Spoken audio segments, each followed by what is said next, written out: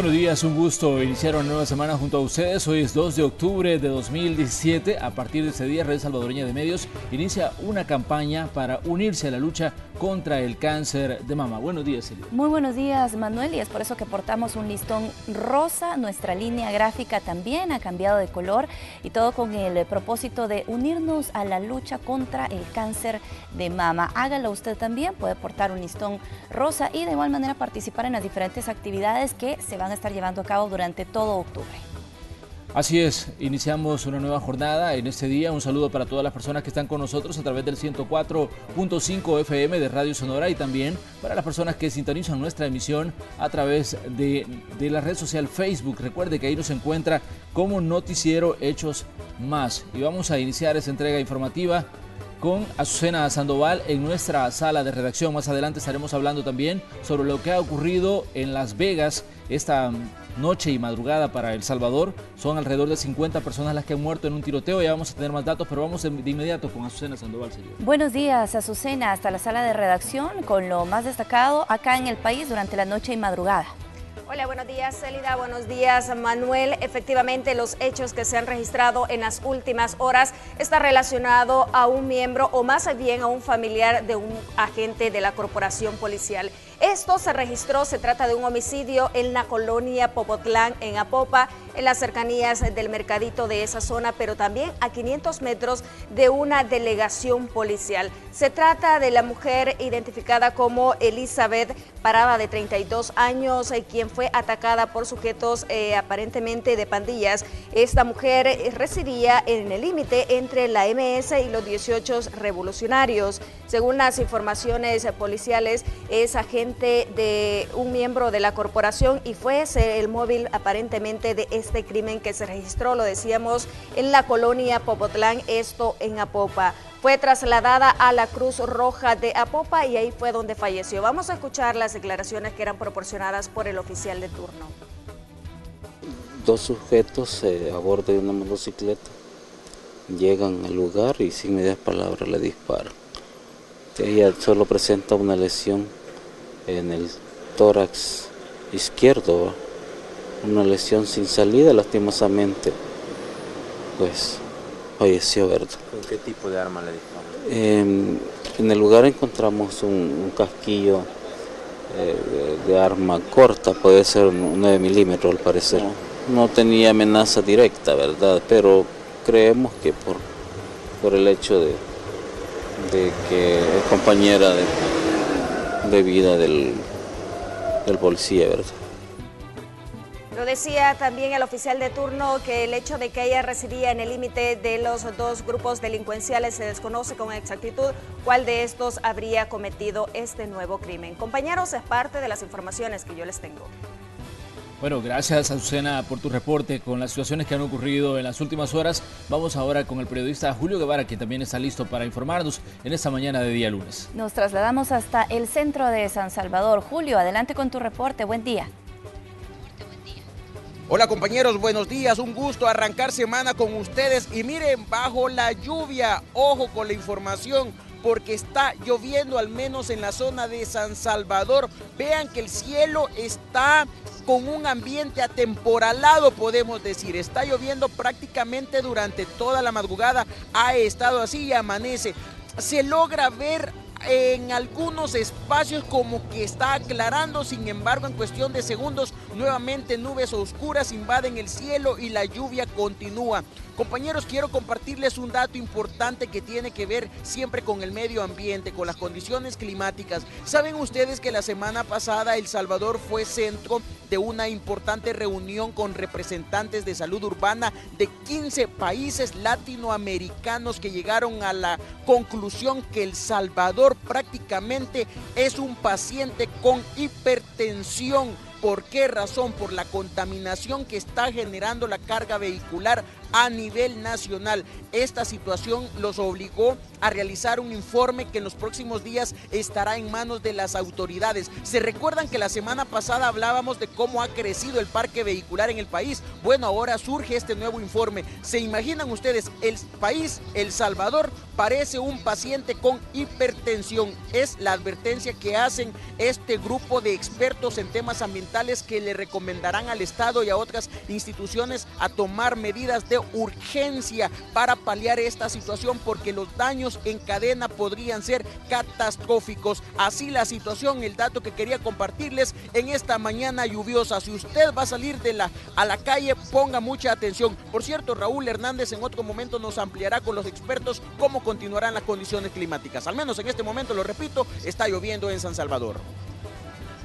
Así es, Julio, así es. Información importante, sobre todo para las personas que viven en puntos que son considerados de alto riesgo. La lluvia ha estado presente durante el fin de semana en diferentes puntos del territorio nacional, así que a tomar en cuenta los pronósticos que tenemos para este día.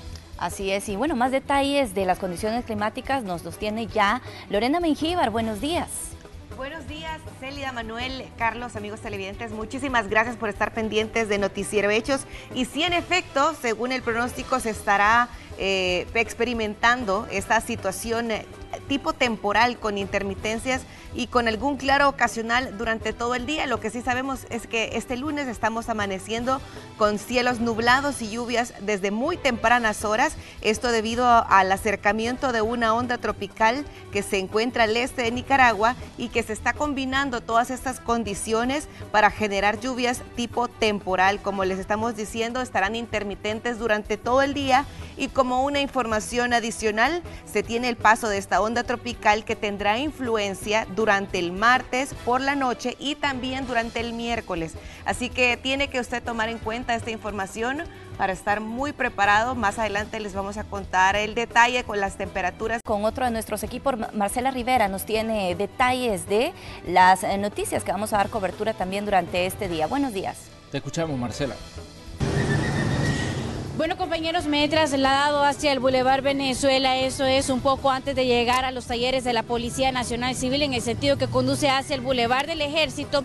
En este punto se ha registrado un accidente de tránsito en horas de la madrugada. El conductor de este vehículo que estamos viendo en las imágenes resultó con lesiones. Aún se desconoce el motivo del percance y también está falta de confirmar si esta persona se conducía bajo los efectos de las bebidas embriagantes, de igual forma el estado en el que se encuentra, pero lo que sí sabemos es que está bloqueando prácticamente los dos carriles que conduce hacia el Boulevard del Ejército. Así que los gestores de tránsito, la policía de tránsito se mantienen en este lugar regulándolo para evitar que se generen más complicaciones de las que ya se han comenzado a generar desde muy temprano. Les vamos a mostrar parte de la fila de vehículos que se mantiene para las personas que ya buscan el centro del país. Ya nuestro camarógrafo va a hacer aquí un movimiento para que ustedes puedan visualizar y lo tomen muy en cuenta para las personas que vienen de Oriente y van a hacer uso del Boulevard Venezuela. Estamos viendo una cantidad bastante importante de vehículos que está circulando y parte de las labores que están realizando los gestores y la Policía Nacional Civil en este lugar. Sabemos que este poste que ha sido derribado en la zona es de la telefonía. Para que usted se ubique mejor, eso es un poco antes de llegar a los talleres de la Policía Nacional Civil. Bueno, gracias, Marcela. Ahí tenemos el dato importante para las personas que están ya iniciando su jornada y que van hacia su trabajo o hacia otro punto del país. Bueno, ahí está el accidente de tránsito protagonizado por este vehículo que ha derribado un poste de telefonía, como bien lo señalaba Marcela Rivera. Un accidente de tránsito en el Boulevard Venezuela, uno de los primeros reportes que tenemos para iniciar esta semana. Muy importante que usted tome en consideración, las recomendaciones no están de más reiterarlas. Va a continuar lloviendo, al menos durante las próximas horas, y esto también facilita este tipo de percances. Así que nuestra recomendación a que usted maneje con mucha precaución para evitarlo. Así es. Bueno, Marcela, te agradecemos el dato. Estamos pendientes de otras informaciones que se puedan generar y que estén relacionadas con el tráfico para poderlas informar en su momento también para las personas que están con nosotros esta mañana de lunes. Buen día. Buen día para ti. Desde ya es calificado como el ataque más mortífero que ha ocurrido en la historia de esta ciudad y en la historia reciente de los Estados Unidos. El último ataque fue en Orlando, donde en una discoteca murieron 49 personas también dentro de una situación similar a esta. Un ataque, digamos, con armas de fuego durante una actividad en la que estaba concentrado un buen número de personas. Pero hay otras informaciones que queremos compartirle en esta emisión. Así es, vamos con los titulares. Cientos de personas participaron de una carrera organizada por Edificando Vidas y Superselectos. El objetivo fue sensibilizar sobre el cáncer de mama y la prevención de la enfermedad. Los niveles de violencia en el país siguen incrementando y en respuesta hay quienes, aparte de las autoridades, están actuando a su manera. Los habitantes de Jardines del Boulevard en Soyapango se han armado ante el asedio de las pandillas. Bueno, y el precio de los combustibles va a continuar incrementándose. El Banco Central de Reserva advierte que la escalada en los precios continuará los próximos 3 meses debido al impacto de los huracanes Harvey e Irma en las refinerías norteamericanas. La Iglesia Católica criticó las reformas al sistema de pensiones recién aprobadas en el Congreso y sancionadas por el presidente de la República. Monseñor José Luis Escobar Alas señaló que los trabajadores fueron los menos beneficiados. Bueno, y más temprano les mencionábamos sobre las situaciones de violencia que han estado ocurriendo en el país y cómo los habitantes de Jardines del Boulevard vieron un cambio en estas situaciones durante el fin de semana. Uno de nuestros equipos estuvo en el lugar y le presentamos a continuación el reporte. Encapuchados y armados permanecen los residentes de Jardines del Boulevard en el municipio de Soyapango. Mantienen un estricto control de quien entra y sale de esta residencial. Es lo más parecido a una autodefensa urbana. El motivo es porque supuestamente en las últimas horas pandillas que operan en comunidades cercanas han amenazado con tomarse el control del lugar. Ante la inseguridad, unidades del ejército y de la policía han reforzado la zona. De hacer sentir la seguridad en este lugar. Las personas de este lugar no van a estar solas, la Policía Nacional Civil estará con ellos. Ya se hicieron algunas reuniones con la finalidad de organizar a las personas. Las amenazas de las pandillas no son nuevas. Ya en reiteradas ocasiones se han cometido crímenes en los alrededores de la residencial, como robos y asesinatos. En esta ocasión, supuestamente, pandilleros amenazaron a los vigilantes privados de Jardines del Boulevard. Los residentes solicitaron mayor presencia de las autoridades. Con lo que se opine en la reunión, pues se va a coordinar y los jefes tienen que tomar a bien la seguridad. ¿Ustedes creen que es necesario hacer una nota o algo que podamos mandar y todo, para que lo puedan echar más la mano?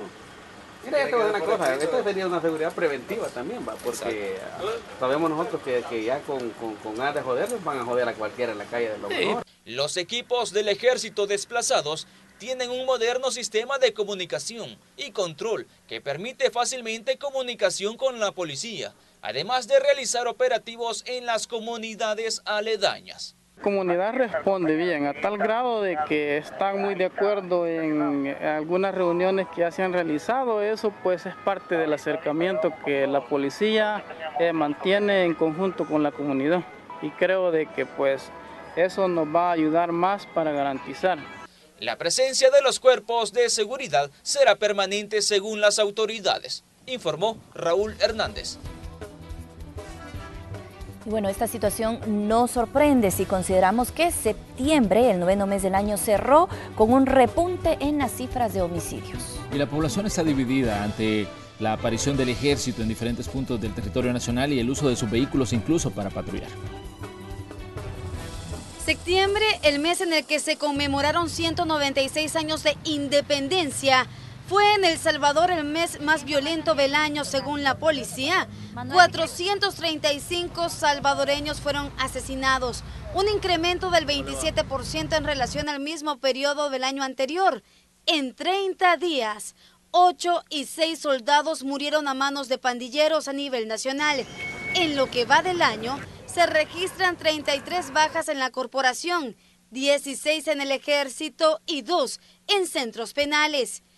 El repunte de la violencia ocurre tras la ejecución de los operativos Tecana y Escudo Regional, y mientras las calles de San Salvador son militarizadas. La población que camina y trabaja en la capital tiene opiniones divididas en torno a la nueva estrategia de seguridad ordenada por el presidente de la República, Salvador Sánchez Serén. Bueno, seguridad hay, pero como acuerde que la delincuencia está en todas partes, no solo una parte. Yo estoy de acuerdo en ello, ¿va? Porque tanto elemento que puede utilizarse en algo, pues por lo menos en la protección de la gente que necesita. No me siento seguro en el país porque creo que no le están dando el debido cuidado a los criminales porque siempre hay muertes. Entonces la gente no se siente segura en este país. En la Iglesia Católica no está claro el propósito del gobierno al sacar las tanquetas. Lo que sigue quedando en evidencia a juicio de Monseñor Escobar Alas es que la clase política sigue preocupada por votos y no en resolver el problema que agobia a la población. Porque si ya se salió de las manos, con mayor razón hay que buscar la solución. Y si no se ha salido, pues de todos modos, pero de brazos un país no puede cruzarse porque entonces estaría perdido. ¿Ya para qué? Habría que apagar la luz y marcharnos porque ya no hay nada que hacer. Hasta el 30 de septiembre se contabilizaron 2.869 homicidios, cifras por las que la inseguridad sigue siendo el principal reclamo de la población al gobierno de Salvador Sánchez Serén. Con imágenes de Ricardo Tovar, un informe de Carolina Mengíbar. Bueno, y hablando de las muertes que ocurrieron durante el mes de septiembre, el sábado, que fue el último día de ese mes, fue asesinado Javier Antonio Asensio, de 45 años, en la colonia Venecia, esto en el municipio de Ilopango. Al menos 4 hombres se bajaron de un vehículo y le dispararon unas 10 veces con armas de fuego. Tras el hecho, vecinos de la víctima comentaron que era familiar del fiscal general de la República, Douglas Meléndez. Sin embargo, esta información no fue confirmada por las autoridades, aunque testigos dicen haber visto a gente de confianza del fiscal general en el lugar. Posterior al homicidio, residentes de la zona aseguraron que Asensio tenía más de 20 años de vivir en la colonia y que se dedicaba a reciclar plástico y venderlo. La colonia es asediada por la Mara Salvatrucha, según dijeron los testigos. Y según las autoridades, los jóvenes siguen siendo los más afectados por el fenómeno de la violencia. Según las últimas estadísticas, unos 13.000 jóvenes desertaron de sus estudios durante el último año. Tenemos más en el siguiente informe. Ingrid observa ansiosamente desde el graderío el podium donde recibirá su título de bachiller. Con dolores de parto encima, nada quita de su mente los objetivos que persigue. Seguir estudiando. El beneficio de seguir estudiando es más para mi hijo que para mí, porque así significa un mejor trabajo, mejor todo para él. Pues. Ella forma parte de la primera promoción de 272 jóvenes del programa Educación Flexible que se realiza en el marco del Plan El Salvador Seguro. Eso significa que los jóvenes que están fuera de la escuela pueden recibir programas acelerados para elevar su nivel de formación. Ingrid es afortunada en un sistema educativo que ha registrado la baja de 13.000 estudiantes hasta julio de 2017, ligados a la violencia, inseguridad o amenaza directa de pandillas. Según estadísticas del Ministerio de Educación, en 2015 se registró una deserción de 80.000 estudiantes. En 2016 fueron 39.000 los jóvenes que abandonaron las aulas. Desertores del sistema educativo anda por el orden de los 13.000. Es decir, un porcentaje significativamente más bajo que lo que hemos tenido en los años, como en los años anteriores. La mayoría de estudiantes en estas condiciones no puede inscribirse en otro centro escolar por los planes de estudio que ya van avanzados, por territorios dominados por las pandillas y además por abandonarlo todo y emigrar a otro país. De momento, la presencia policial en las afueras de los centros escolares continúa siendo necesaria. La escuela ideal es aquella que no necesita policía. Esa es la escuela ideal. Con imágenes de Ever Ábalos, este es un informe de Graciela Rajo.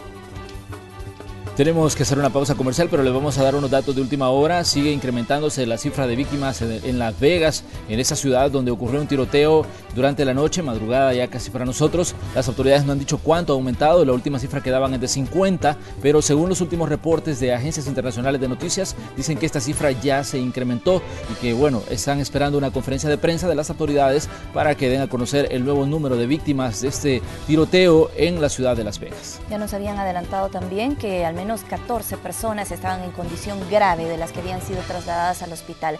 Vamos a seguir pendientes para llevarle los detalles. De momento hacemos una pausa comercial y agradecemos a quienes nos acompañaron durante esta primera media hora de información a través de Radio Sonora.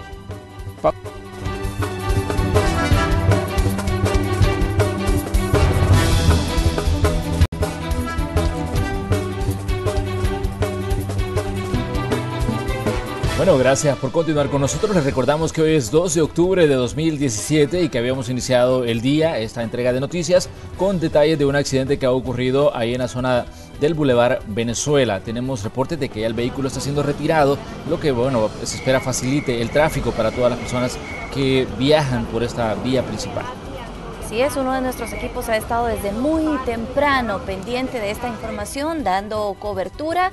Reiteramos el llamado para usted que va a conducir en los próximos minutos, que lo haga con mucha precaución porque las condiciones climáticas se van a mantener muy similar como hasta ahora. Bueno, durante todo este fin de semana ha estado lloviendo y se espera que continúe así por lo menos para las próximas horas. Así es, bueno, muy importante también esa recomendación. Estábamos comentando más temprano que esta situación, la temporalada, tendrá influencia sobre nuestro país el próximo día martes y miércoles, así que hay que tener esa precaución necesaria. Mientras tanto, también vamos a conectarnos con nuestro compañero Raúl Hernández, que ya está pues listo para podernos comentar los detalles con los expertos. Adelante, en el Centro de Monitoreo de Amenazas. Adelante, Raúl.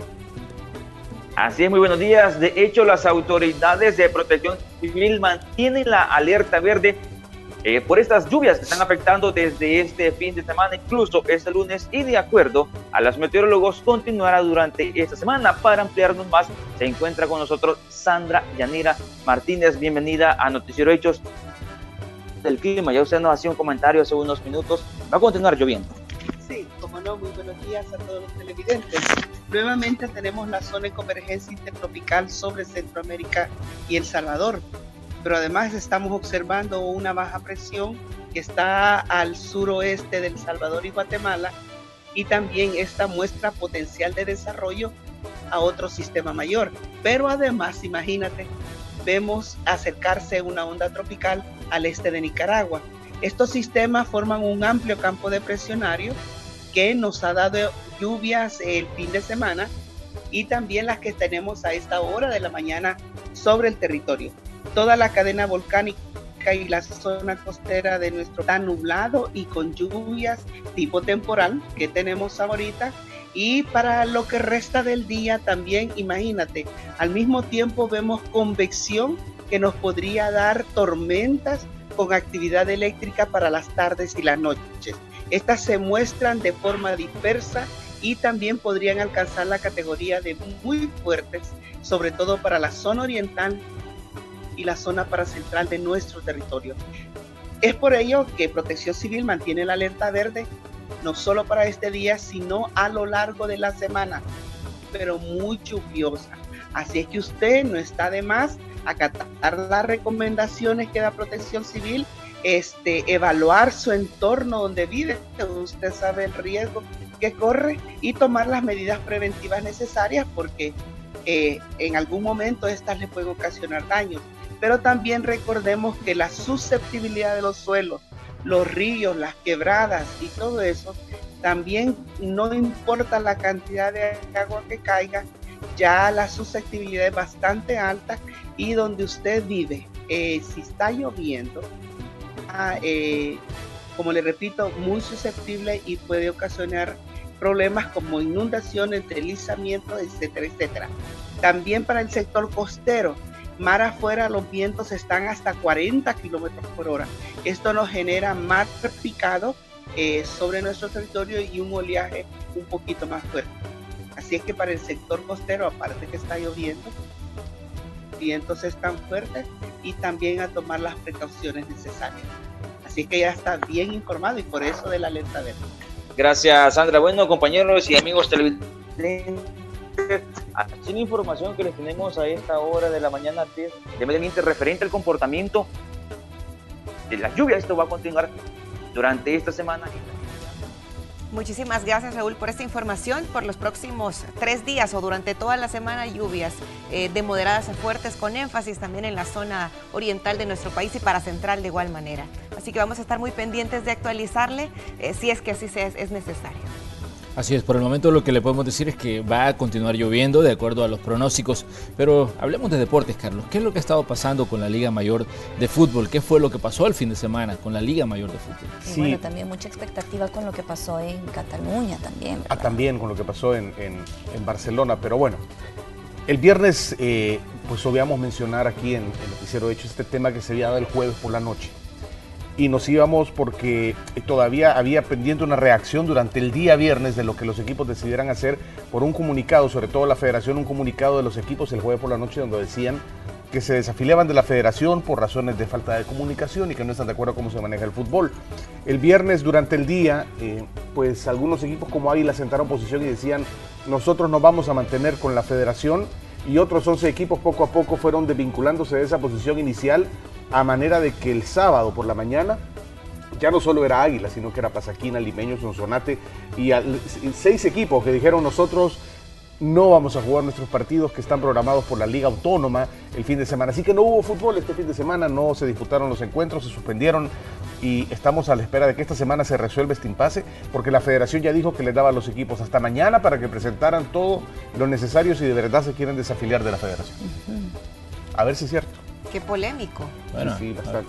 A ver qué es lo que ocurre, ¿no?, en el transcurso de esta semana. Vamos a ir con otro reporte más. Tenemos al periodista Julio Guevara listo también. Julio, te escuchamos.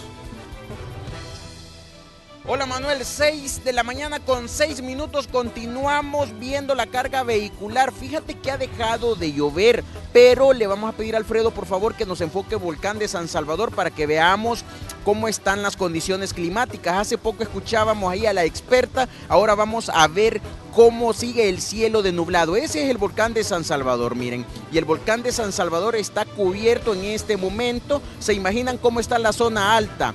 La zona alta, sin lugar a duda, está lloviendo fuerte. Siempre que está así las condiciones climáticas, bueno, cuando las nubes están así es porque está lloviendo en esa zona. ¿Y qué significa si continúa lloviendo? Que los automovilistas tienen que manejar con mucha precaución. Ya veíamos un accidente en el Boulevard Venezuela y esta situación puede continuar si los automovilistas no manejan con mucha precaución, sobre todo porque las filas de vehículos de tráfico ya se están generando. Estamos sobre la 49, cerca del monumento Bienvenido a Casa, y vean ustedes todos los automovilistas que están ingresando desde ya a la ciudad capital. Tráfico que viene de la zona occidente y zona sur de San Salvador. Así está la situación en este momento. Por fortuna todo transita con normalidad. Esto significa que al menos en este tramo de carretera no hay ningún accidente, tampoco hablemos así de agua estancada, no hay ninguna poza, podemos decir. A veces esta situación viene a complicar más en cuanto al tráfico se refiere, pero al menos en este momento la situación está favorable para los automovilistas.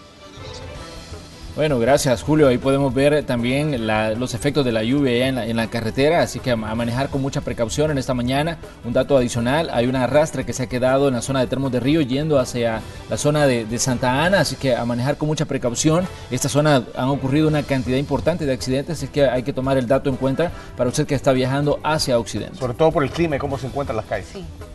Sí, y porque ha llovido también durante todo este fin de semana. Vamos a estar muy pendientes de lo que puedan decir las autoridades en torno a las condiciones climáticas y también en torno a la condición de esta carretera, la principal vía de acceso con el occidente del país. Muy pendientes nada más del informe, se lo vamos a estar compartiendo. Y en otro orden de informaciones les comentamos que familiares y amigos le dieron el último adiós a la cuarta víctima del incendio que ocurrió en las Tres Torres, este complejo de oficinas del Ministerio de Hacienda. Se trata de Godofredo Deming, quien se convirtió, como les decíamos, en la cuarta víctima de este incendio. Ahí en esas oficinas, tras pasar 3 meses en coma, Deming tenía varias quemaduras internas y externas en su cuerpo, las cuales recibió cuando se encontraba en el 5º nivel de la Torre 2 según el sindicato de la institución, demandó el esclarecimiento de los hechos. Hasta ahora, bueno, las autoridades han mantenido, digamos, un poco de reservas respecto al manejo de la situación de las víctimas de este incendio.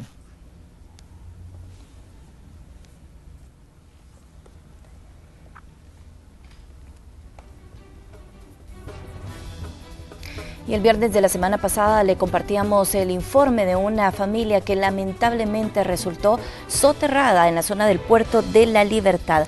Carolina Mengíbar visitó el lugar para conocer qué ocurrió en las horas posteriores.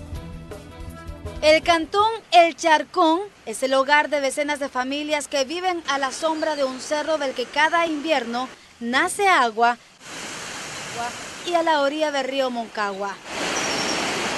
Una zona vulnerable a deslizamientos e inundaciones. Ahí encontramos a quienes lograron sobrevivir a una luz de tierra que cayó tras 4 horas de intensas lluvias.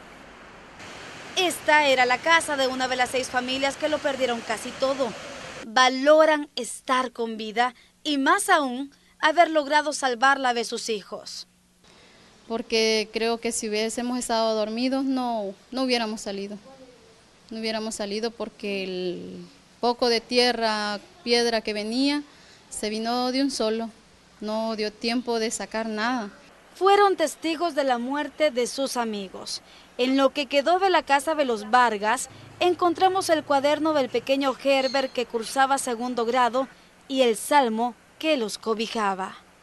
Fue todo tan rápido porque ya a la otra vecina nosotros le hablamos. Ya no supimos nada, ya todo estaba aterrado ya. Ahora estas familias dependen de la ayuda del Estado, de las municipalidades y de asociaciones como CRITDES, que llevaron alimentos, agua y otros víveres necesarios en este tipo de emergencias. En los albergues permanecen 25 personas, entre ellos 11 niños de entre 2 y 16 años de edad. Requieren de ropa, comida, colchonetas, agua potable, pañales y sobre todo de palabras de aliento. Según el inspector de saneamiento ambiental de la comuna del Puerto de la Libertad, 25 familias son las que están en mayor riesgo en el cantón El Charcón. Lastimosamente las personas por temor a dejar sus pertenencias pues no evacúan los lugares, ¿verdad? Y otras por no tener espacios un mejor espacio donde poder habitar, ¿verdad? La próxima semana, especialistas del Comité de Protección Civil Municipal vendrán a evaluar los daños provocados por este alud de tierra, determinar si la zona es inhabitable debido al grado de vulnerabilidad por este cerro y el río que pasa muy cerca de las casas, dependerá de las autoridades en las oficinas centrales. Desde La Libertad, con imágenes de Ricardo Tobar, Carolina Mengíbar. Bueno, ahí tenemos datos sobre esto que ocurrió ahí en el Departamento de la Libertad, una situación que conmocionó por la muerte de esta familia soterrada a raíz de un deslizamiento. Bueno, no solamente eso, sino que el precio del gas licuado va a incrementar durante los próximos días. De hecho, ya se empiezan a reportar los primeros incrementos para que usted también lo tome en consideración. Fíjense que los cilindros entre 31 centavos y $1.08 por cada tambo de gas, para que usted también lo tome en consideración. Así es, bueno, lo importante es estar también a la expectativa de los datos que pueda dar la gente del Ministerio de Economía sobre estos cambios de precios, tanto en el de los combustibles como en el precio del gas licuado de petróleo, ¿no? Una cosa es consecuencia de otra vez. Claro, sí, bueno, eso tendrá implicaciones a grandes y pequeños rasgos seguramente, porque esto afecta también a esa cantidad de negocios que dependen de esos recursos, ¿verdad? Es que uno piensa cuando sube la gasolina, pero si solo son 10 centavos o 3, lo que pasa es que no solo tenés que pagar esos 10 centavos más, sino que todo lo que te van a vender va a subir de precio por la gasolina. Claro. Y en el caso del gas propano, las tortillas, las pupusas, o cambia el tamaño o cambia, digamos, el precio del producto, porque se está cotizando a $11.84 el cilindro, que es el de 35 libras, gas, que es el que se utiliza por lo general en la mayoría de hogares, porque de ahí en los restaurantes utilizan estos contenedores más grandes, ¿no? Esos depósitos más grandes de gas, y los precios varían, pero en este caso $11.84 es el precio promedio que está manejando por lo menos la gente del Ministerio de Economía. Sí, en los últimos días también hemos recibido muchas denuncias de personas que dicen que antes estaban recibiendo el subsidio y ya no lo están recibiendo. Sabemos que hay recortes también en ese sentido. Vamos a empezar a ver las implicaciones en cuestión de días. Como tú decías, Manuel, esto se va a ver reflejado en el costo de las tortillas, en el costo de las pupusas o en el mismo tamaño de los alimentos. Así que a estar pendientes, nada más. Bueno, ya se presentó el proyecto de presupuesto general de la Nación para 2018 y van a comenzar los debates, pero muchos dicen que es necesario hacer cambios en materia fiscal en el país. Veamos a continuación lo que nos dice el siguiente informe. En los últimos días, gobierno y oposición hablan de un pacto fiscal para mejorar el estado de las finanzas públicas, propuesta que se hace después de la reforma al sistema de pensiones, las cuales, por lo menos hasta ahora, ha dejado contentos al Ejecutivo y Partido Arena. El pacto fiscal ya ha tenido un buen paso, que es el acuerdo de la reforma a pensiones, que es un acuerdo trascendental a escala nacional, es histórico. ¿Pero en qué consiste un pacto fiscal? Según las declaraciones, en reducir el gasto público, cobrar nuevos impuestos y combatir la evasión y elusión fiscal, medidas que deben pasar por la Asamblea Legislativa. El tema de la evasión y de la elusión es un tema de agenda permanente. Y también creo que es parte de, y que deberíamos de entrarle a esos temas a fondo.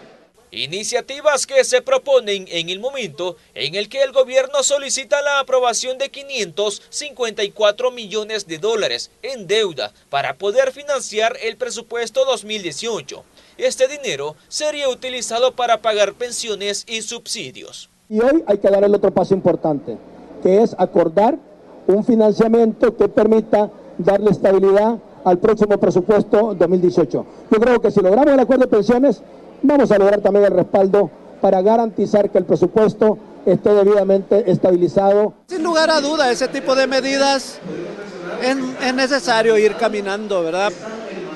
No, como parte de todo un conjunto de medidas ayudan, pero la medida aislada como tal no significa mucho, pero hay que caminar. Para 2018 el presupuesto incrementaría un 11% a comparación del actual, llegando a $5.520 millones, pero antes debe ser aprobado en la Asamblea. Con imágenes de Eric Alfaro, informó Raúl Hernández. Y hay otro tema de interés que se ha mantenido también en agenda y es la reforma al sistema previsional. La Iglesia Católica parece que no está del todo satisfecha. Hubo fuertes críticas este fin de semana. Le tenemos el reporte a continuación.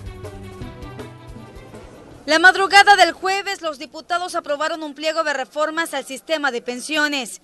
Horas más tarde, el presidente de la República la sancionó. Y este domingo, el máximo representante de la Iglesia Católica los criticó. ¿Por qué no admitir que en esta fiesta los dueños de la fiesta no fueron invitados? Porque al final es el dinero de los trabajadores. Lo digo con todo respeto y solo porque quiero el bien de todos. A juicio de Monseñor Escobar Alas, los trabajadores fueron los menos beneficiados con las reformas aprobadas por 74 de los 84 diputados. Su principal crítica la centró en que nuevamente se excluyó del sistema previsional a los vendedores y trabajadores informales. La mayoría es gente pobre, con sus pensiones muy limitadas, y que ahora se les exija pagar el 15%, mire qué beneficio, y que se les abone 2 puntos menos, otro beneficio, entre comillas, qué sarcasmo. Cerca de Catedral Metropolitana conversamos con Sandra. Tiene 32 años y es madre de 3 hijos a quienes saca adelante con las ganancias que obtiene de la venta de frutas. Para lograr lo necesario, recorre de arriba a abajo 4 cuadras del centro histórico de San Salvador durante 9 horas. Ella, al igual que el resto de vendedores y trabajadores informales, resiente no haber sido incluido en las recientes reformas. Ignoran bastante a uno, pero tendrían que tomarlo a cuenta, porque quiera ser o no, siempre uno paga impuestos, pues, y de ahí es que dan todo eso ellos y uno sale sobrando, siempre a uno de vendedor lo tienen de menos y no tenía que ser así. Quienes ya cumplieron la edad de jubilación y nunca contaron con un seguro médico ni cotizaron, deben trabajar todos los días más de 8 horas para sobrevivir con poco más de $10 al día. Bonita, va, pero hay veces que no, aunque sí siempre sale para la comida, va, pero no tenemos esperanzas para el futuro. En los últimos meses, la Iglesia Católica ha tomado un papel más protagónico al acompañar propuestas de ley general del agua en contra de la minería metálica y hoy estaría también dispuesta a respaldar a la sociedad civil en caso de que demanden una revisión a las recién reformas aprobadas al sistema de pensiones. Con imágenes de Ricardo Tovar, un informe de Carolina Mengíbar.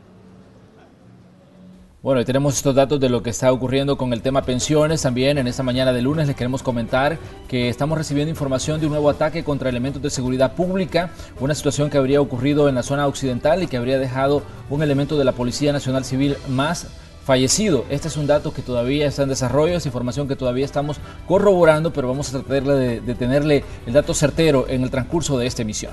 Y de lo que también seguimos pendiente es de las condiciones climáticas que podemos esperar para las próximas horas. Lorena Mengíbar con el reporte.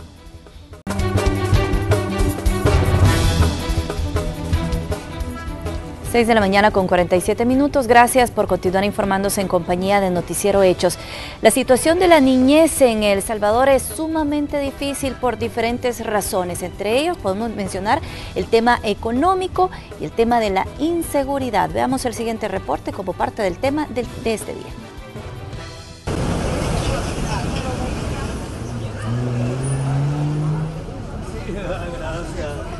Es el día a día de muchos niños en El Salvador. Acompañan a sus padres desde muy temprano a sus puestos de venta. Quienes corren con más suerte lo hacen después de ir a la escuela. Los estrechos espacios los utilizan como centro de entretenimiento o de descanso.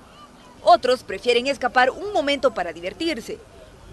Conforme pasan los años, este lugar se vuelve tan familiar que aseguran que cuando se ausentan lo extrañan. Cuando ya estoy en la casa, desearía estar aquí.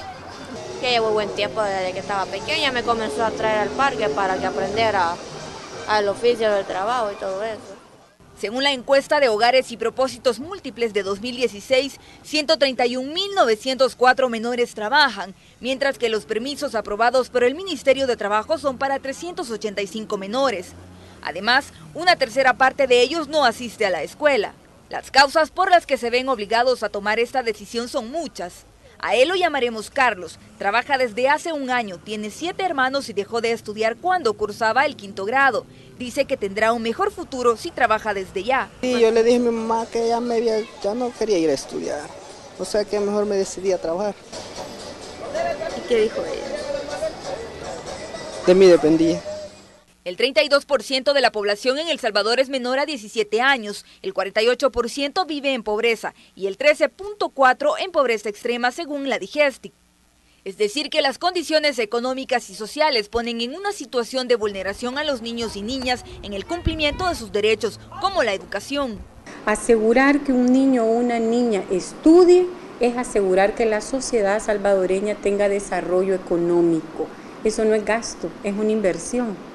Un niño o una niña le dice a usted: lo que yo quiero hacer es trabajar, porque ese es el modelo que está viendo en su hogar.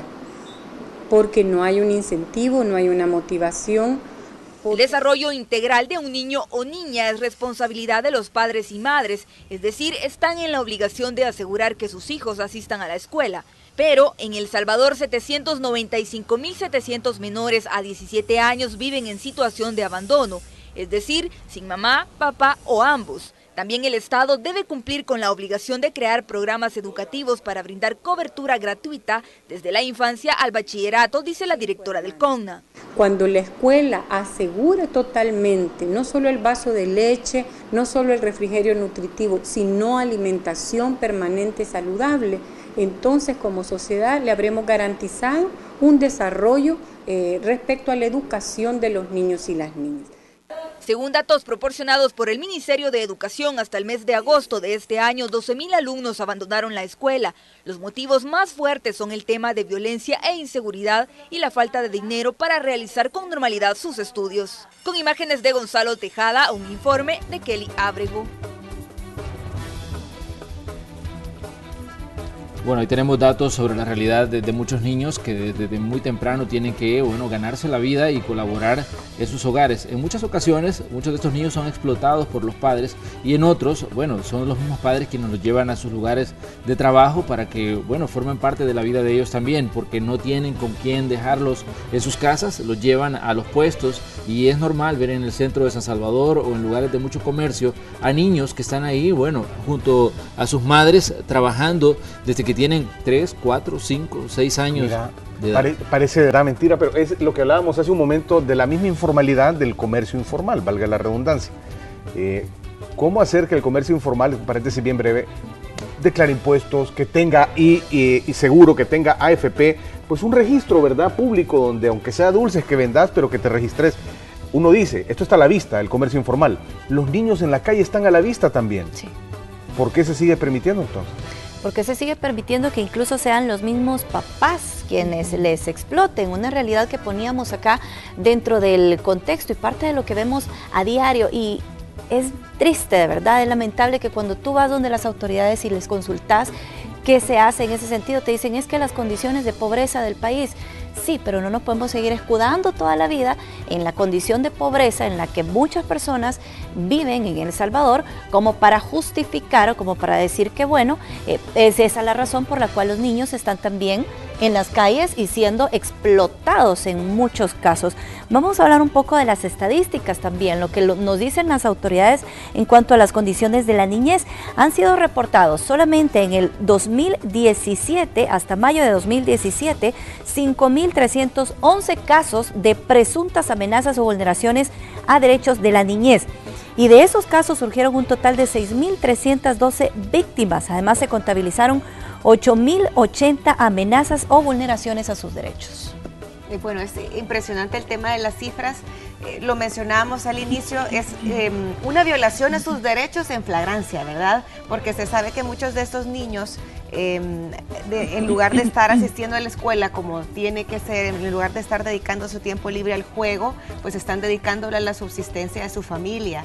Y no puede ser que la excusa o el escudo sea el tema de la situación pero económica. Fíjate, Lorena, que hay situaciones que son totalmente diferentes, porque por un lado tenés a una madre que tal vez no tiene con quién dejar a su hijo, se lo tiene que llevar al negocio y tiene que estar ahí, digamos, si todavía no está en edad escolar, acompañándola durante la jornada que ella está desarrollando. ¿Y las guarderías públicas? Y hay otros casos... También en los mercados. Y hay otros casos donde la situación es más grave todavía porque son los mismos padres los que mandan a sus hijos a pedir limosna en semáforos, son los mismos padres que los mandan... Eso es lo reprochable, Manuel. Exactamente. Esa Entonces, parte. son situaciones que creo yo que son tan reales y a veces, bueno, la ley dice una cosa y lo que vemos en la calle pues es otra. Y entonces creo yo que hay que distinguir el caso de los padres que, bueno, por una necesidad se ven obligados a llevar a sus hijos a donde ellos están ganando la vida. Y por el otro lado, pues los casos de explotación ya directa, que son los mismos progenitores los que están obligando a los niños a trabajar para, bueno, causar lástima y que les den una limosna y ellos vivir de esa limosna. Sí, Manuel, pero en cualquiera de los dos casos que mencionás, en ninguno es justificable que el niño esté siendo testigo de cómo se está ganando la vida su papá vendiendo, arriesgándose por la situación de violencia que vive El Salvador y ellos mismos exponiéndose por menores y por su condición de menores a vejámenes, por las circunstancias en las que desarrollan su trabajo. Por eso yo te mencionaba, bueno, sí, tiene que ir a trabajar la mamá y el papá, ¿por qué no con el niño? Porque no tienen con quién dejarlo. No hay obligación del Estado de dar guarderías o atención a estas personas entonces.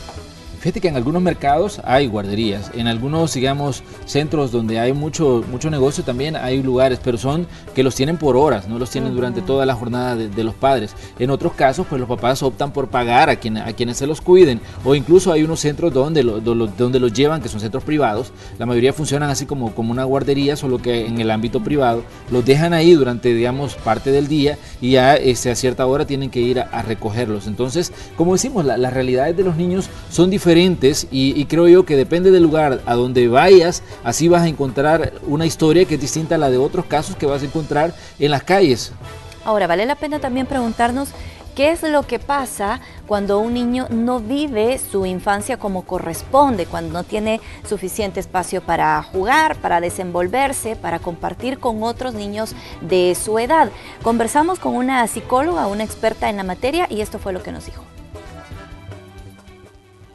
En psicología ocupamos mucho lo que significa reprimir, es decir, el no dejarte ser, no dejar al niño ser como él quiere ser en ese momento. Por ejemplo, el poder cocinar, el poder comer, el poder llorar, el poder expresarse, porque es bien importante saber que todo lo que nos pasa en la niñez es lo que va determinando la siguiente etapa de nuestra vida e incluso como nosotros somos de adultos. Entonces, si nosotros estamos reprimiendo esto que el niño quiere ser, esto va a tener repercusiones y consecuencias que probablemente adultos nos van a afectar muchísimo. Entre las consecuencias que podemos mencionar, bueno, los adultos que tienen ira o que son muy agresivos, o personas que son súper enojadas, que personas que explotan un montón bien rápido, las personas que somos impacientes, o cuando no tenemos un método, no somos organizados para hacer las cosas, nos cuesta, por ejemplo, ser flexibles con nosotros mismos y somos bien duros. Todo lo que nosotros somos de adultos tiene sus raíces de niños. Y qué importante esa acotación, lo que nosotros no somos como personas adultas, pues es el resultado de todas las acciones, las experiencias que nosotros tuvimos como niños.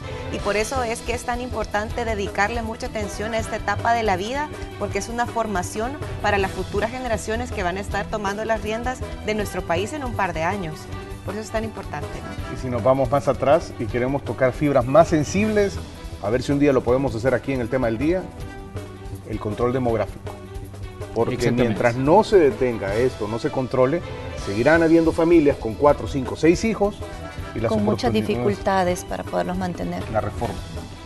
Exactamente, hay espacios y este creo yo que es uno donde se plantea, digamos, esa necesidad de hablar de los derechos de los niños y también de hablar de esas deudas pendientes de El Salvador con las nuevas generaciones. Pero bueno, vamos a cerrar ahí el tema del día porque ahora vamos a ir con el reporte del tráfico. Ya está lista la unidad motorizada de Noticiero Hechos para mostrarnos un recorrido por esos puntos donde ya tenemos pues una carga vehicular considerable cuando ya son las 6 de la mañana con 57 minutos.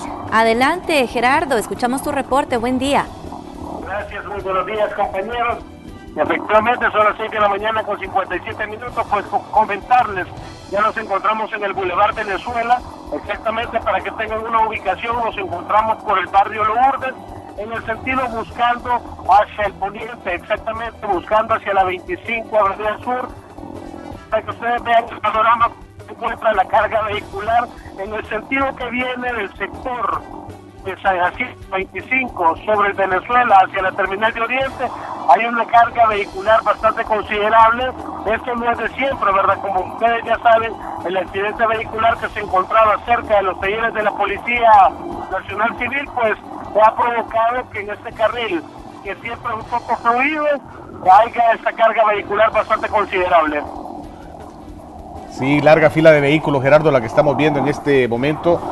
Fíjate que hace poco estábamos viendo también el Boulevard de los Héroes y hay un lugar en el que Boulevard de los Héroes pasa a ser 49 y hay un lugar donde 49 cruza con el Boulevard Venezuela, es decir, todo esto, quieras o no, está entrelazado también, ¿verdad? Los circuitos en las calles de San Salvador son muy cortos y es inevitable dejar sin vinculación una arteria con la otra. Aquí ya comienza a lucir más fluido el tráfico, Gerardo, aunque también vemos al fondo que comienza otra cola.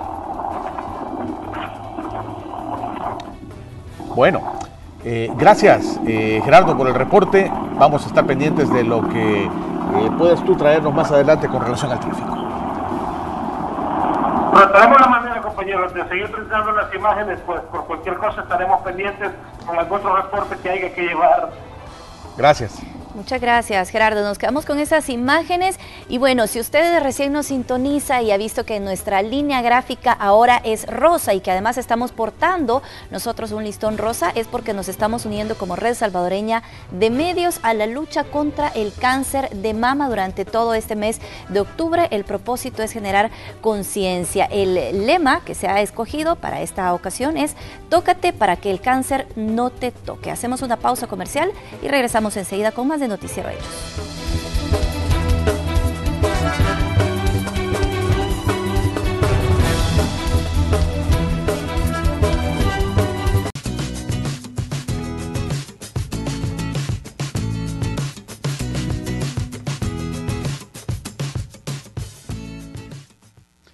Cultivar en el país cada vez es algo complicado. Las razones son muchas, pero una de las principales son las plagas. Ante esta situación se tenía que recurrir a un plan B. Y las casas maya o invernaderos se han convertido en una opción en zonas rurales y urbanas.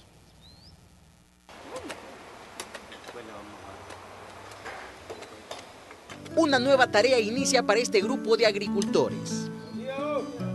Es momento de trabajar sus parcelas para sembrar rábanos, pepinos y tomates.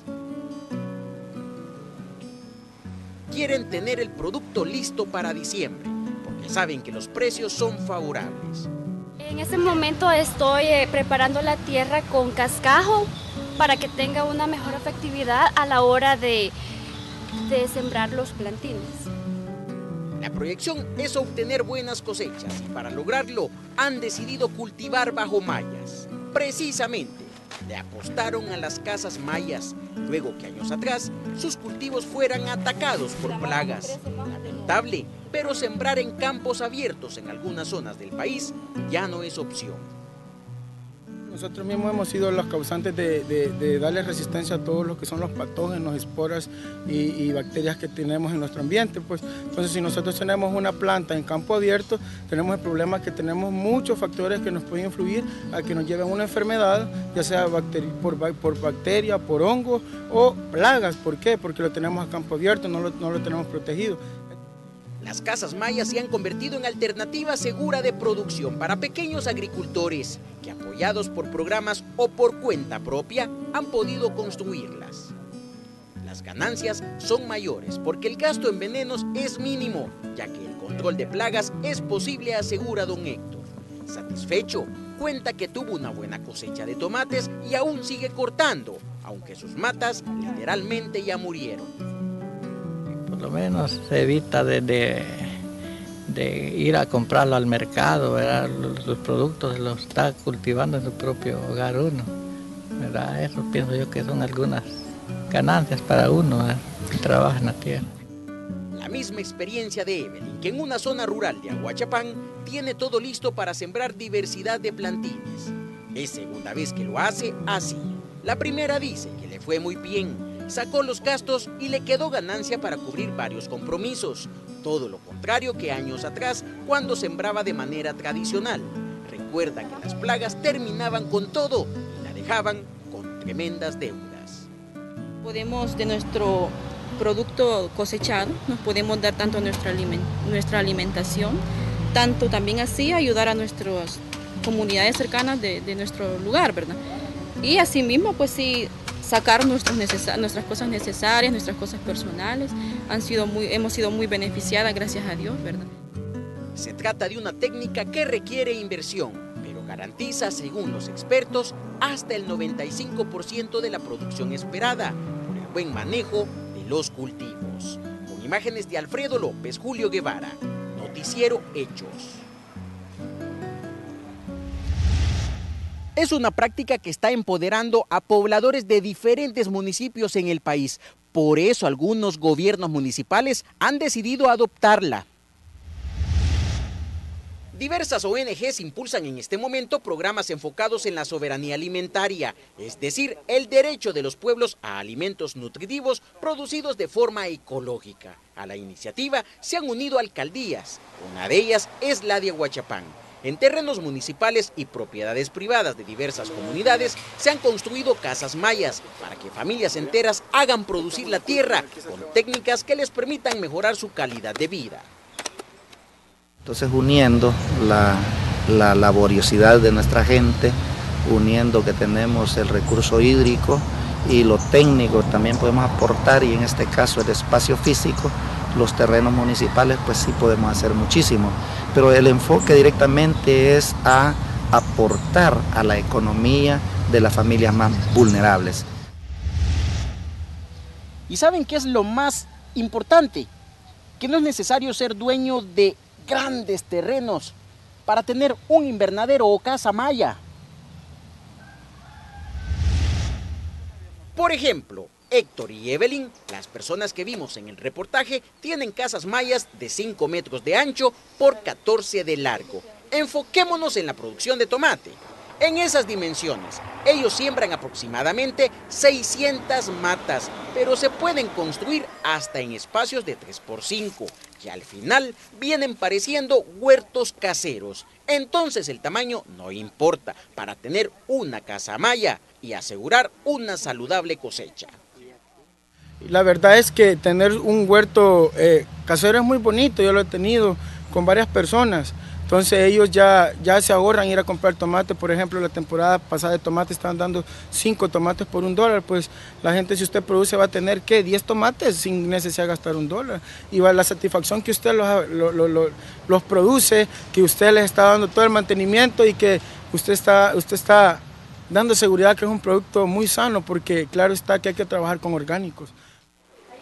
A todo esto, ¿está interesado en construir una casa maya? Hágalo, no se va a arrepentir. Imagínese ese momento, junto a su familia cortando tomates, rábanos, pepinos, en fin, muchas cosas.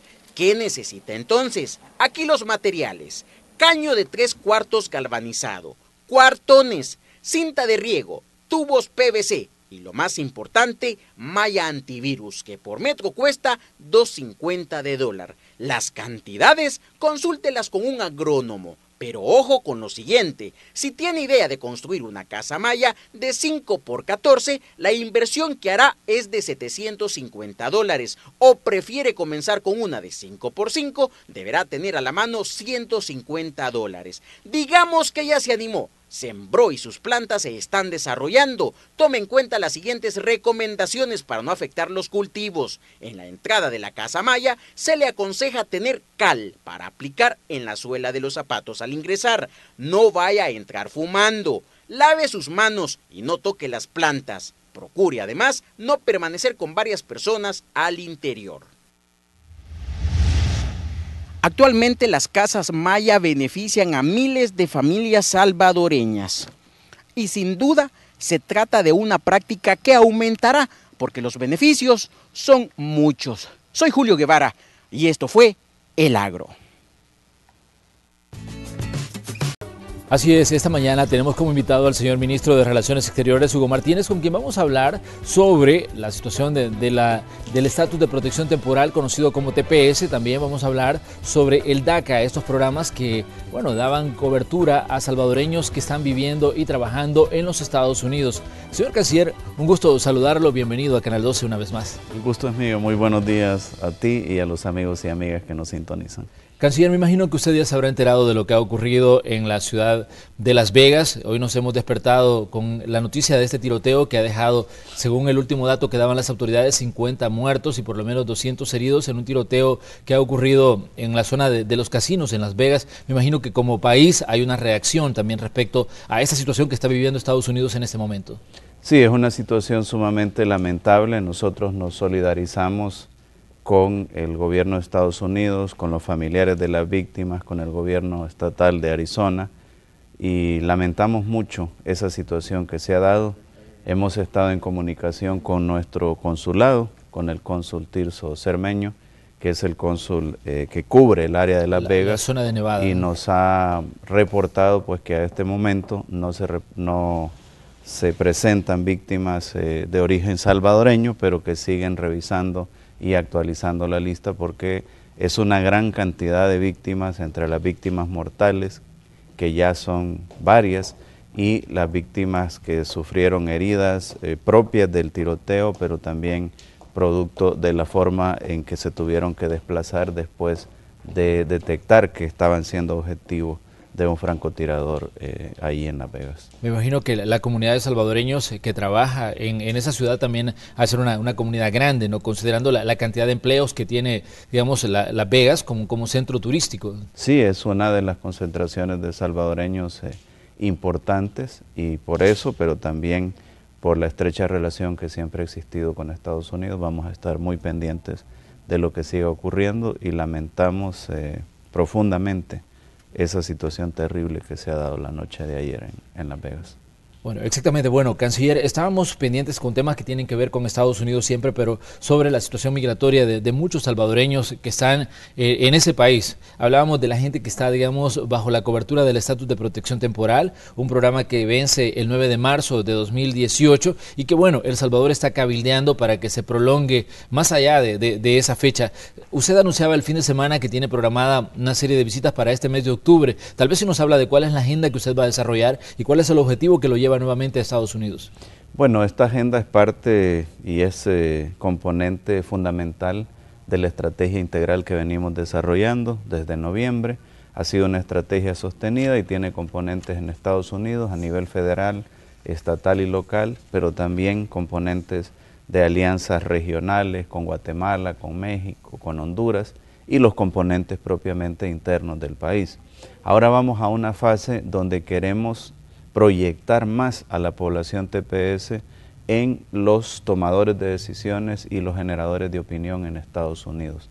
Lo que queremos es darle un rostro más visible a la población TPS y para eso vamos a hacer dos grandes actividades, una en la costa este y otra en la costa oeste, concretamente una en el área metropolitana de Washington y la otra en Los Ángeles, donde vamos a invitar a tomadores de decisiones, es decir, miembros del Congreso, de los congresos estatales también, a generadores de opinión, a líderes de las organizaciones de migrantes, vamos a invitar también a empresarios de la industria de la construcción, de manera que no solo se visualice el aporte que da nuestra población, sino que también estas personas puedan testificar el aporte importante que la población TPS da en los Estados Unidos. Con eso nosotros pretendemos contribuir a que haya una decisión lo más favorable posible, que podría ser una prórroga, que podría ser una medida alternativa, que podría ser una cantidad de tiempo adicional en el programa estrictamente TPS, mientras se buscan otras alternativas que puedan resolverle la situación de permanencia en los Estados Unidos a este grupo de compatriotas que suma un poco más de 190,000. Cancillería ha girado invitaciones a actores políticos salvadoreños para que le acompañen en esa gira. Ya vimos que la vez anterior fue una delegación de diputados. ¿Esta vez le acompañarán o digamos es una delegación propiamente del gobierno la que va? La actividad la estamos organizando desde el Ejecutivo, pero nosotros siempre estamos abiertos y voy a conversar con los señores diputados, las señoras diputadas, si hay disponibilidad de ellos y si hubiera disponibilidad pues es algo que vamos a considerar. Pero en este momento la planificación inicia como ejecutivo en alianza con diferentes sectores allá en los Estados Unidos. Ahora bien, bueno, en el primer cabildeo teníamos noticias de que 116 políticos habían dicho que apoyaban la cruzada que estaba llevando El Salvador para que se prorrogue el TPS más allá del 9 de marzo. Pero ¿qué tanto peso puede tener esto, digamos, en la toma de una decisión de prolongación del estatus de protección temporal, considerando que al final, pues, la última palabra la tiene el mismo presidente de los Estados Unidos, Donald Trump, el mismo general Kelly, que es, bueno, uno de los el jefe de gabinete del presidente Trump, y también el mismo fiscal general Jeff Sessions? ¿Qué tanto puede impactar una carta enviada por políticos norteamericanos solicitando que se prorrogue este programa, canciller? Siempre tiene importancia, siempre los congresistas han tenido alguna influencia en temas del ámbito del Ejecutivo, pero por eso nuestra estrategia no solo está dirigida al Congreso. En la visita anterior me reuní con el fiscal auxiliar, con Kenneth Blanco, que es muy cercano al fiscal Sessions. Con él nos conocemos de hace ya bastante tiempo y es una persona muy sensible a los temas migratorios y me dijo que iba a trasladar todas nuestras valoraciones, las hojas de datos que le compartimos, todo esto se lo trasladaría el fiscal Sessions para que, siendo él uno de los 4 actores que pueden influir en la decisión, pues esté lo más informado posible.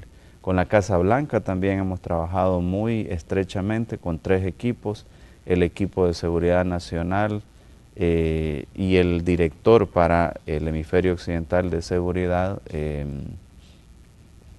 Juan Cruz, pero también con el equipo económico, con el equipo jurídico y migratorio de la Casa Blanca, y así hemos estado trabajando con diferentes sectores. Por supuesto el Departamento de Estado y Seguridad Nacional, que Seguridad Nacional es la que recomienda en estricto sentido la decisión que podría tomarse al respecto de TPS. Entonces la estrategia va a continuar así, trabajando con todos esos sectores y esperando pues que todo ese cabildeo, todo ese muestreo de cifras que damos, todas esas ideas que manejamos en nuestras reuniones sean tomadas en cuenta para la decisión final que se va a realizar.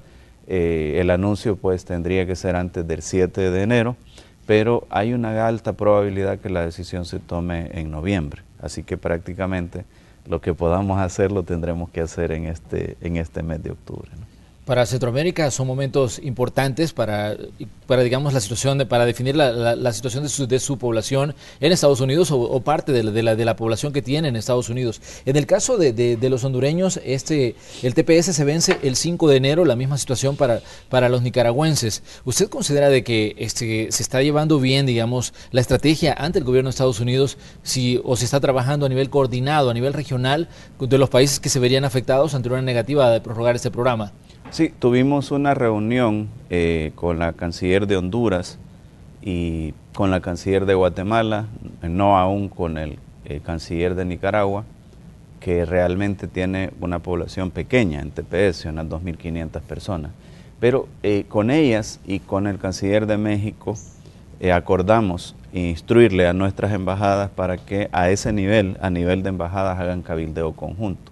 Y acordamos también realizar una visita conjunta, los 4 países, para gestionar DACA, pero también Honduras y El Salvador para gestionar TPS, una visita conjunta entre la segunda y la tercera semana de octubre. Entre mediados y finales de octubre se estaría realizando esa visita conjunta de acuerdo a las agendas de los cancilleres de los otros 3 países, incluyendo México. Entonces, como ves, esos 2 grandes eventos que hemos hablado, que serían por el orden del 27 y 28 de octubre, pero antes de eso quizás, o en el marco de eso también, una visita con los cancilleres del área y en el marco de eso también reuniones con otros tomadores de decisiones, con quienes ya nos hemos reunido o con algunos nuevos para darle seguimiento a esta posibilidad de influenciar en la decisión final respecto a nuestra población TPS.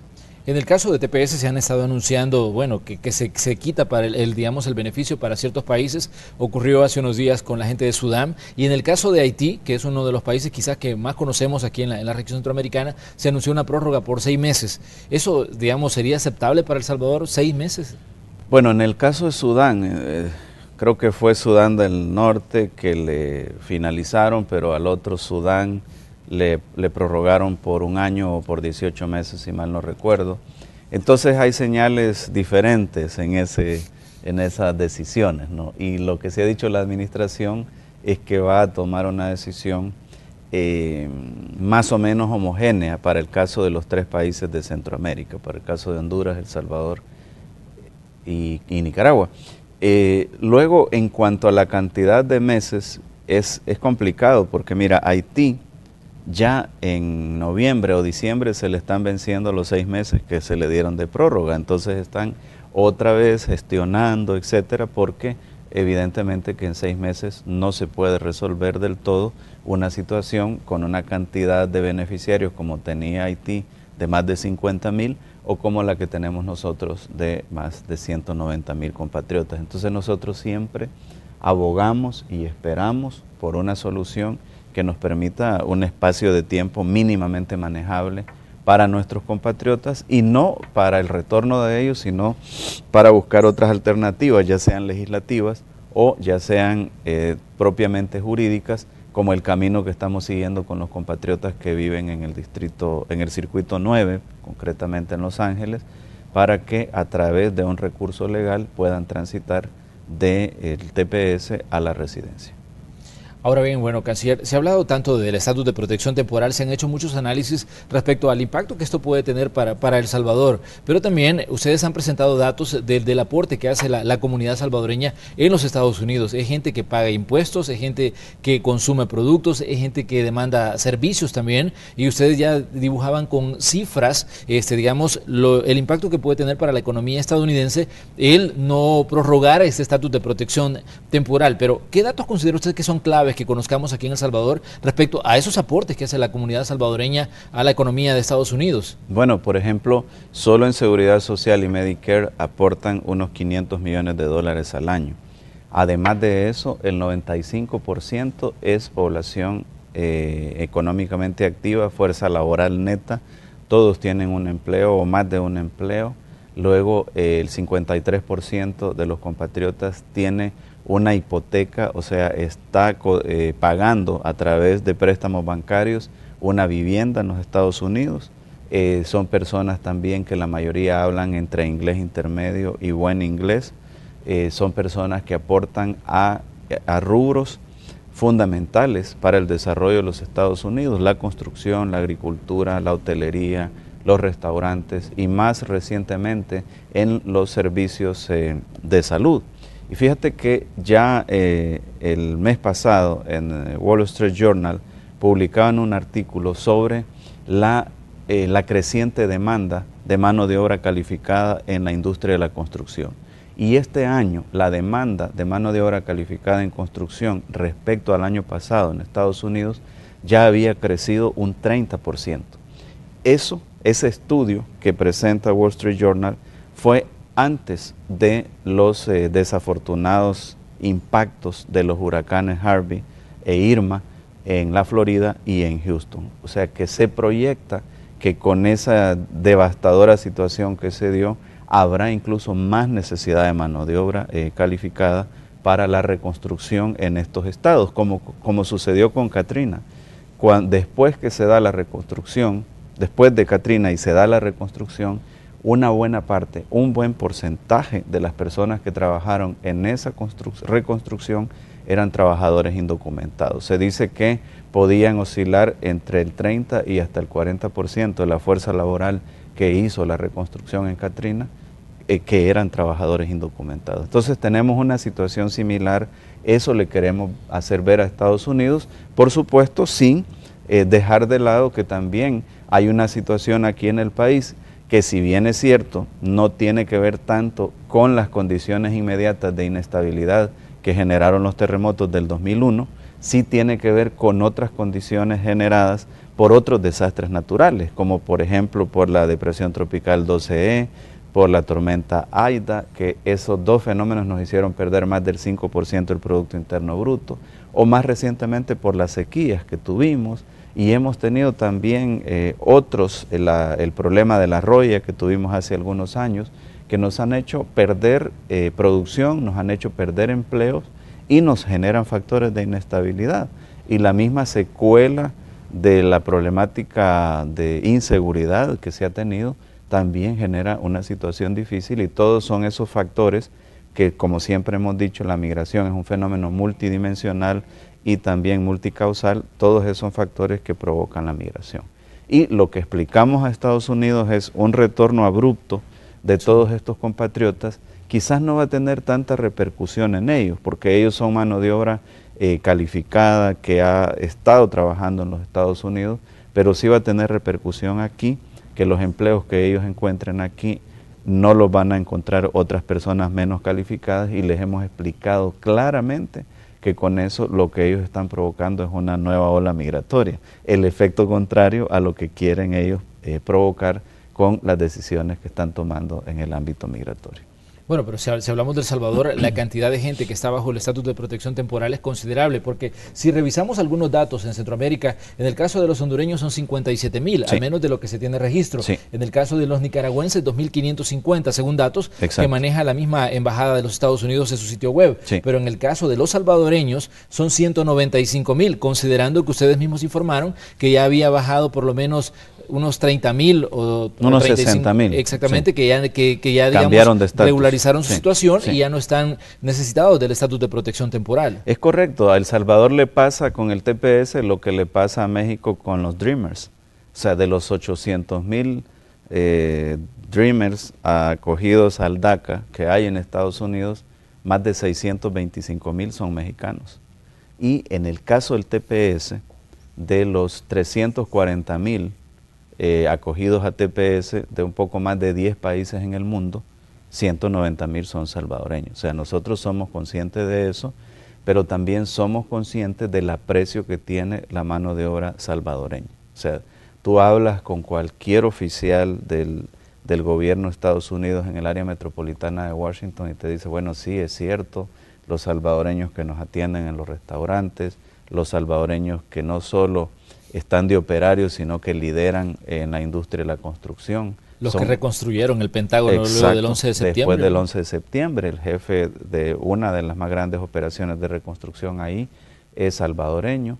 Entonces, todo eso se reconoce y nosotros estamos apelando a esa situación para que sea tomada en cuenta. Claro, hay sombras, ¿verdad? Por ejemplo, todo este impacto de las operaciones de la MS en los Estados Unidos es algo que a veces ensombrece la buena imagen de nuestros compatriotas. Pero como nosotros hablamos con la administración, no se puede juzgar, no se puede etiquetar o estereotipar a una amplia población que ha sido pujante, que ha sido laboriosa, por un pequeño grupo que está en cosas criminales y sobre los cuales pues se tienen que aplicar la ley.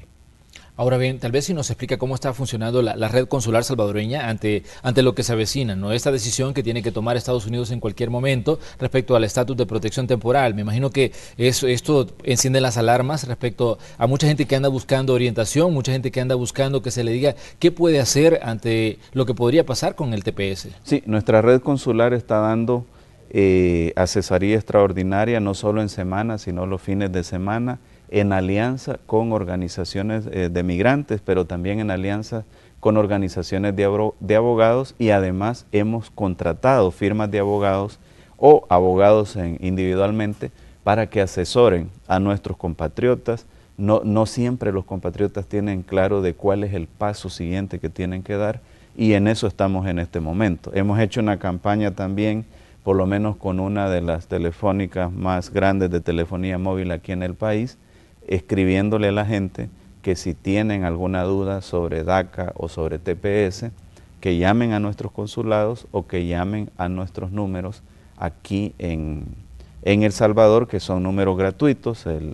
Creo que lo tengo por aquí, el número gratuito es el 1-800-111-30, ya lo voy a checar. Y luego también hay un número de WhatsApp al cual nos pueden estar escribiendo. Aquí lo tengo, es 1-888-30-111-30, el número telefónico, y el de WhatsApp es el más 503-7070-1071. Eso se lo hemos mandado en mensajes masivos a los usuarios de esta compañía de teléfonos. Algo similar estamos haciendo allá, y nuestra red consular está en emergencia, trabajando por DACA, por TPS, haciendo eventos comunitarios, pero también reuniéndose con personalidades que van a influir en la toma de decisiones. Por ejemplo, el fin de semana tuvimos aquí la visita del senador estatal Steve Montenegro, que fue producto del contacto que tiene nuestro cónsul en el área de Arizona, y nuestro cónsul, nuestra embajadora lo invitaron y vino a constatar cuál era la situación. Y así se siguen tejiendo alianzas a nivel local, que esas alianzas las lideran nuestros cónsules y nuestra red consular. Vamos a hacer una pequeña pausa comercial, pero les invitamos que continúen con la entrevista de Hechos AM, porque vamos a hablar qué pasa también con la gente que se ve afectada con la suspensión del DACA, este programa de acción diferida que fue creado para jovencitos que ingresaron a Estados Unidos antes de cumplir la mayoría de edad, cuando eran todavía unos niños y que han desarrollado toda su vida en los Estados Unidos. Con eso volvemos.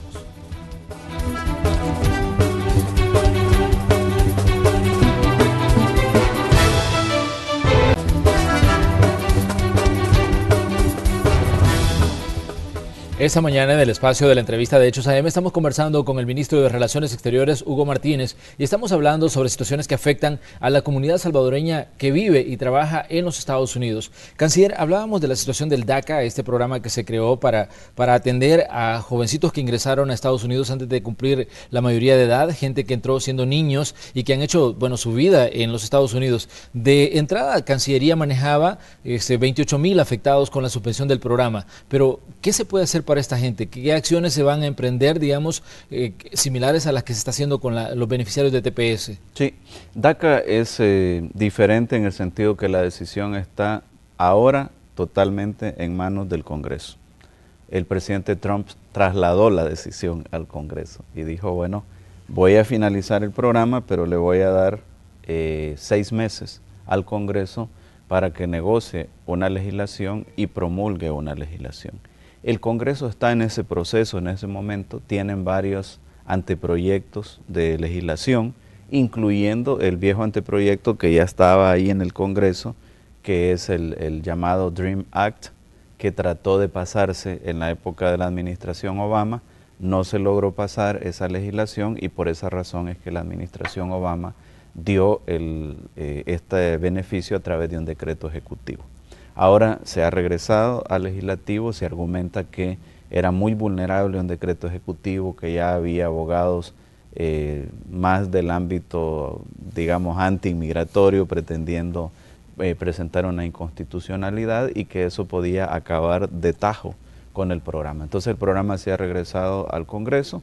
El Congreso tiene hasta marzo también para decidir sobre una legislación y en las pláticas que nosotros realizamos en el Congreso sí pudimos percibir que hay en la mayoría de congresistas voluntad de llegar a un acuerdo. Incluso algunos hablan de hacer un esfuerzo para que ese acuerdo se produzca antes del receso de Navidad, lo cual sería una gran cosa, pero es relativamente poco probable porque tienen otros grandes temas de debate como el tema del mismo presupuesto de los Estados Unidos. Pero a lo que voy es que hay, digamos, una receptividad, hay una voluntad de buscar una salida.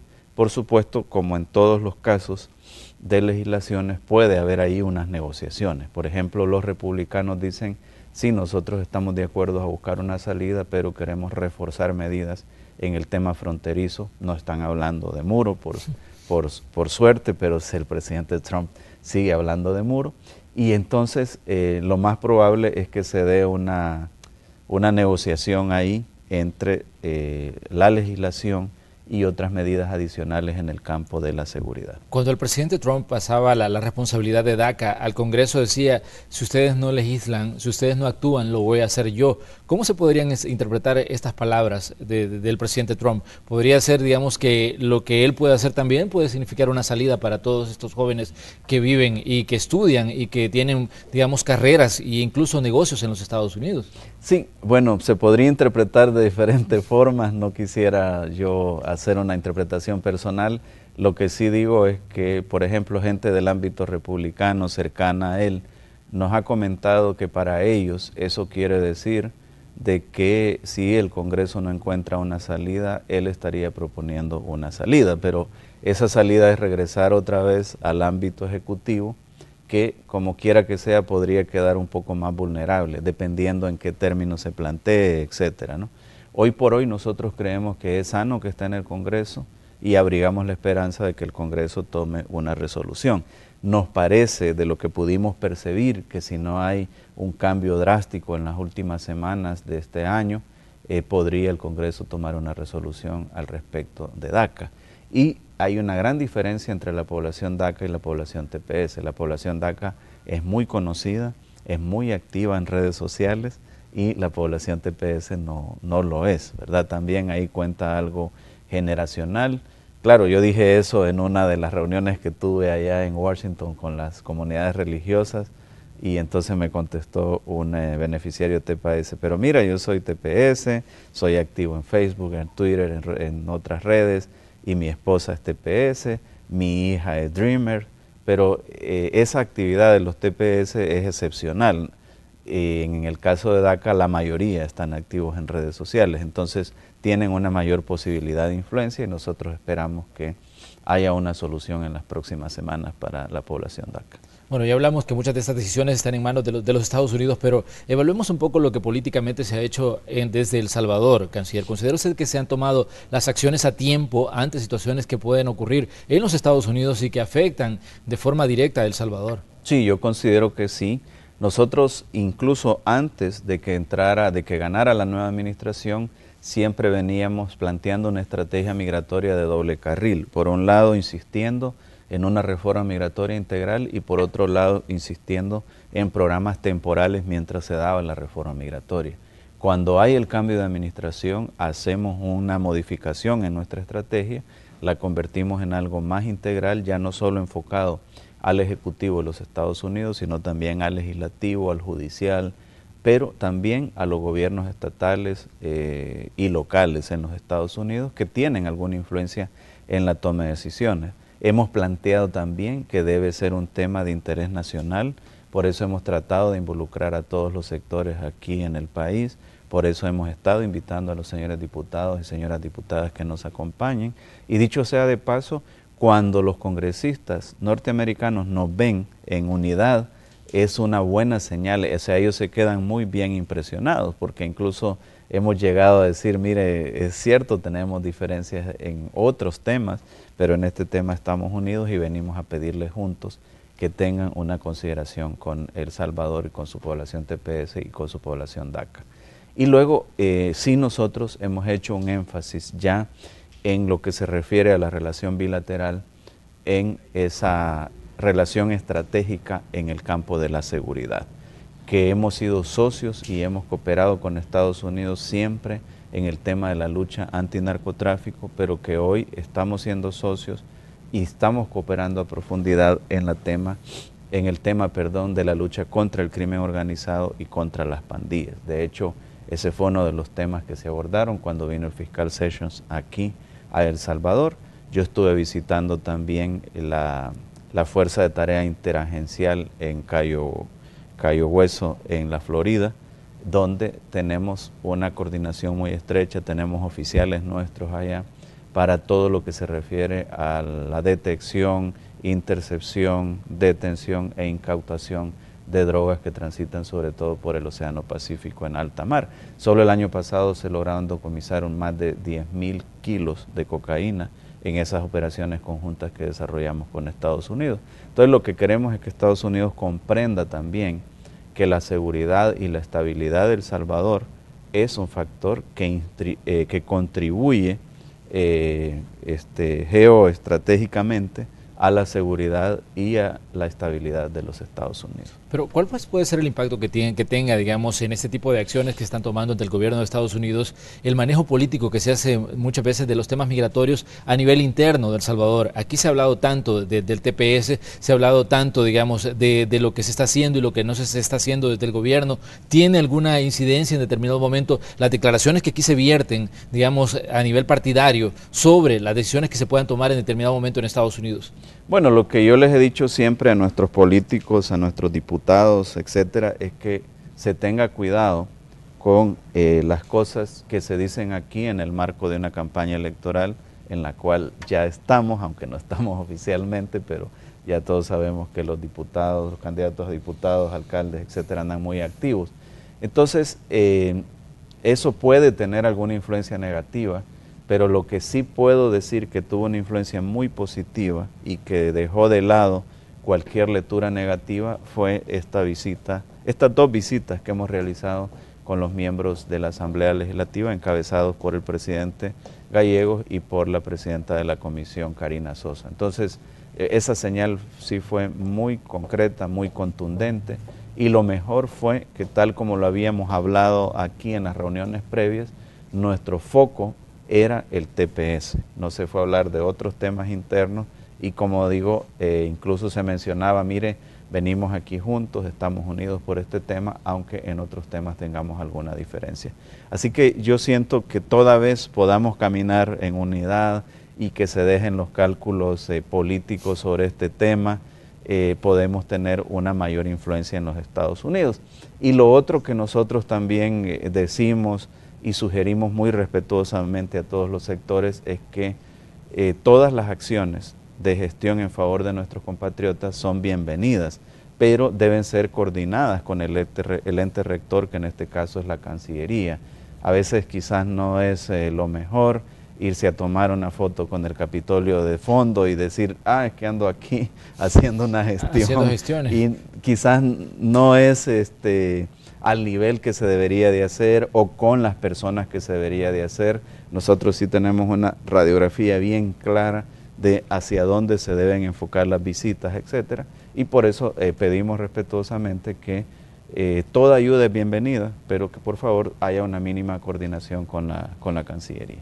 Bueno, canciller, ¿y cuál es el panorama que se tiene de todos esos salvadoreños que no están bajo DACA ni bajo TPS, sino que ingresaron como indocumentados a los Estados Unidos? Últimamente, de hecho, hemos conocido que ICE, Aduanas y Migración de los Estados Unidos, ha hecho redadas incluso en la ciudad de Santuario. Se hablaba que el último resultado que se tenía son 500 capturas. Sabemos que hay mucha gente que tal vez está, digamos, todavía con el beneficio de TPS o tal vez esperanzados a que algo cambie con DACA, pero hay otra cantidad de gente que ingresó y que está indocumentada en los Estados Unidos y sobre la cual pues en este momento la situación es de mayor incertidumbre porque las redadas continúan. Sí, hay incertidumbre y por eso nosotros mantenemos también una línea constante de asesoría a nuestros compatriotas, diciéndole, mire, ustedes deben seguir siendo como han sido siempre, cumplan las leyes como lo han hecho siempre, pero mantengan un número del consulado, mantengan comunicación con sus familias para evitar cualquier situación desagradable. Ahora, si nosotros ponemos sobre la mesa los números, nos vamos a dar cuenta fácilmente de que las cifras de deportaciones de Estados Unidos a El Salvador han disminuido este año respecto al año pasado. Fíjate que ya estamos en octubre, y hasta finales de agosto, principios de septiembre, llevábamos unos 11.000 deportados, en comparación con alrededor de 21.000 que fueron deportados el año pasado. Entonces se ha reducido en alrededor de un 40% las deportaciones de Estados Unidos y las deportaciones de México se han reducido en un 60%. Los datos de México han caído drásticamente también y eso tiene que ver con que algunos factores ya están mejorando aquí internamente y tiene que ver, no lo voy a negar, con algún endurecimiento de medidas en los Estados Unidos y que la gente pone en la balanza y dice, bueno, si me voy a correr tanto riesgo para llegar a una situación de inestabilidad, pues mejor no lo hago. Y yo creo que están en lo correcto, mejor que no lo hagan, es mejor que busquemos alternativas aquí en nuestro país.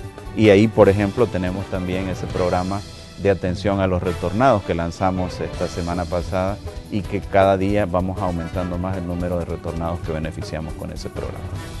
Canciller, le queremos agradecer que haya venido a conversar con nosotros esta mañana de lunes. Estamos a la expectativa de lo que puede ocurrir con estas visitas que están programadas en este mes de octubre a los Estados Unidos y por supuesto que le vamos a estar dando seguimiento y esperamos tener información de parte de la Cancillería sobre las mismas. Soy yo quien les agradece y les deseo también un feliz día. Cerramos nosotros el espacio de la entrevista de este día lunes. Vamos con Célida Magaña. Gracias, Manuel. Y bueno, queremos contarle que la comunidad Maravillosa